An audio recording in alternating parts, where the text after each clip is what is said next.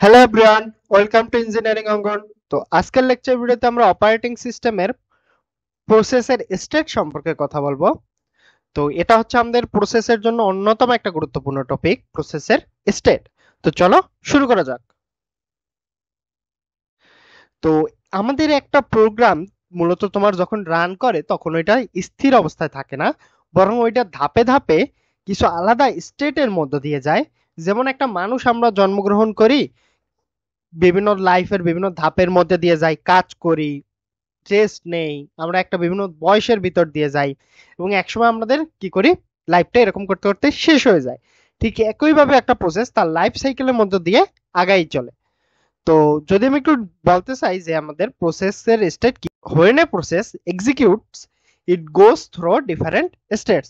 যখন কোনো process execute হয় তখন সেটা বিভিন্ন স্টেটের মধ্যে পরিবর্তিত হতে থাকে। প্রত্যেকটা স্টেটের তার আলাদা আলাদা কিছু অর্থ আছে এবং অপারেটিং সিস্টেমে প্রতিটা স্টেটকে মনিটর করে।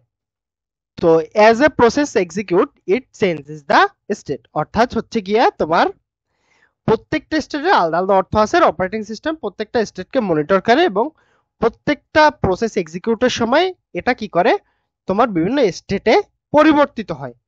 তোমার এখন দেখে নেওয়া যাক আমাদের পাঁচটা গুরুত্বপূর্ণ স্টেট সম্পর্কে। আচ্ছা, প্রথমে আসে আমাদের নিউ স্টেট। তো নিউ স্টেট কি বলে, the process is being created.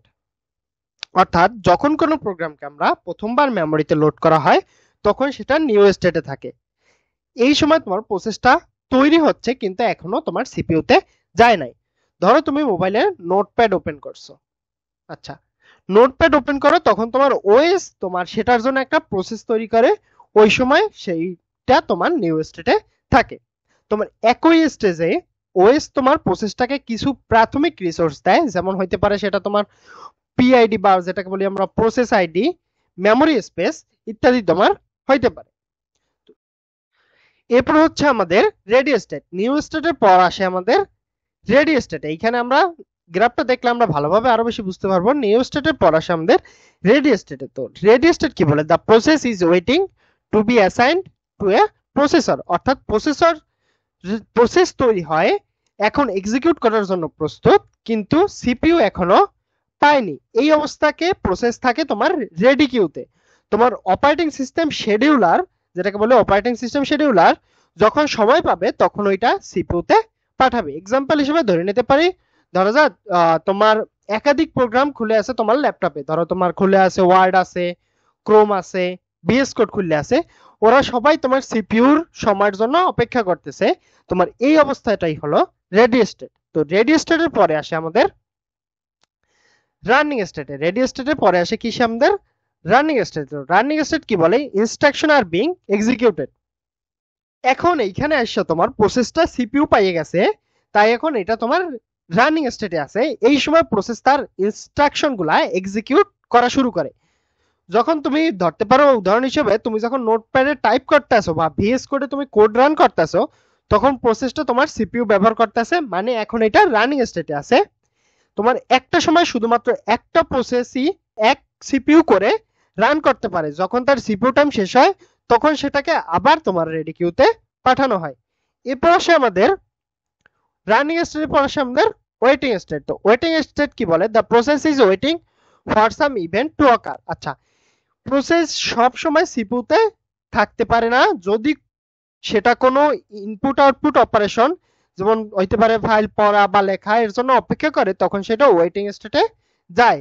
ধরা যাক তোমার প্রোগ্রাম ফাইল ওপেন করতে চায়, তখন সেটা কিছুক্ষণের জন্য ইনপুট আউটপুট কমপ্লিটটা না হওয়ার পর্যন্ত অপেক্ষা করে।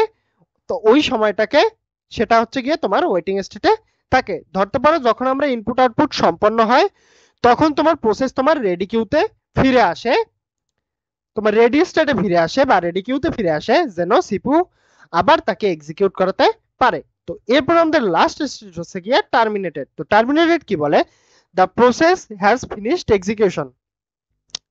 আচ্ছা, একটা প্রসেসের শেষের ধাপ হইলো গিয়ে তোমার টার্মিনেটেড স্টেট।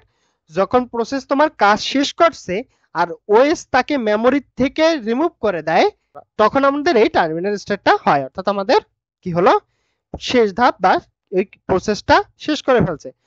ধরো তুমি যখন কোনো প্রোগ্রাম ক্লোজ করো তখন সে প্রসেসটা টার্মিনেটেড হয়, মানে ওএস বলে তুমি তোমার কাজটা শেষ করে ফেলছো।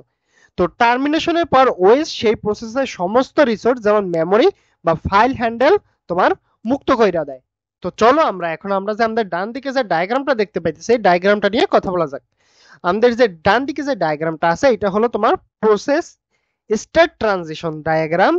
এখানে প্রত্যেকটা বৃত্ত বা ওভাল শেপ যেটাকে বলি এক একটা তোমার স্টেট বোঝায়, আর তীর চিহ্ন গিয়ে বোঝায় কোন স্টেট থেকে কোন স্টেটে প্রসেসটা যাইতেছে। প্রথমেই যেটা হচ্ছে আমাদের কোথায় যাইতেছে, নিউ থেকে রেডিতে যাইতেছে, প্রসেস তৈরি হয়েছে এখন এক্সিকিউশনের জন্য প্রস্তুত।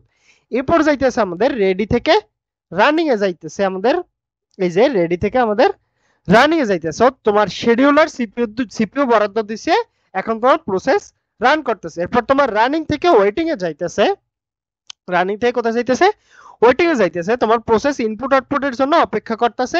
এরপর আবার তোমার ওয়েটিং থেকে রেডিতে যাইতেছে, তোমার প্রসেসটা তোমার ইনপুট আউটপুট পাইয়ে গেছে, এবার আবার সিপিইউর জন্য অপেক্ষা করতেছে এবং অপেক্ষায় থাকা অবস্থায় সে রেডি স্টেটে আবার চলে যাইতেছে।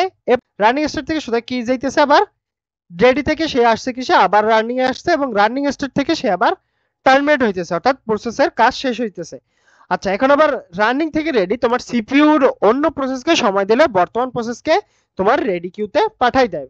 প্রসেস যদি তোমার সিপিইউ যদি তোমার অন্য একটা প্রসেসকে সময় দেয় তখন তোমার প্রসেসটা তোমার ছিল ওই প্রসেসটাকে তোমার রেডি কিউতে পাঠাই দেয়, বর্তমান যে প্রসেসটা ছিল সেটাকে রেডি কিউতে পাঠাই দেয়।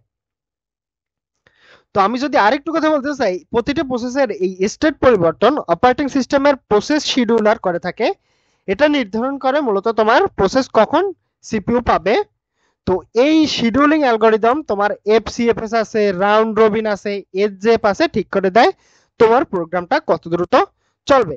তো তাহলে আমরা কি জানলাম, একটা প্রসেস ঠিক মানুষের মতো জন্ম নেয়, কাজের জন্য অপেক্ষা করে, মানে জন্ম নেয় মানে নিউ বলতে পারি আমরা, কাজের জন্য অপেক্ষা করে রেডিতে, তারপর হচ্ছে গিয়ে কাজ করে রানিং এ, তারপর হচ্ছে গিয়ে তোমার প্রয়োজনে অপেক্ষা করে ওয়েটিং এ, এরপর হচ্ছে গিয়ে তোমার শেষ অংশ বা বিদায় নেয় যেটাকে বলি আমরা টার্মিনেটেড। তো আজকের ভিডিও এই পর্যন্তই। আমাদের ভিডিওগুলো ভালো লাগলে অবশ্যই চ্যানেলটিকে সাবস্ক্রাইব করে আমাদের সাথেই থাকবেন। দেখা হবে পরবর্তী কোনো ভিডিওতে। ধন্যবাদ।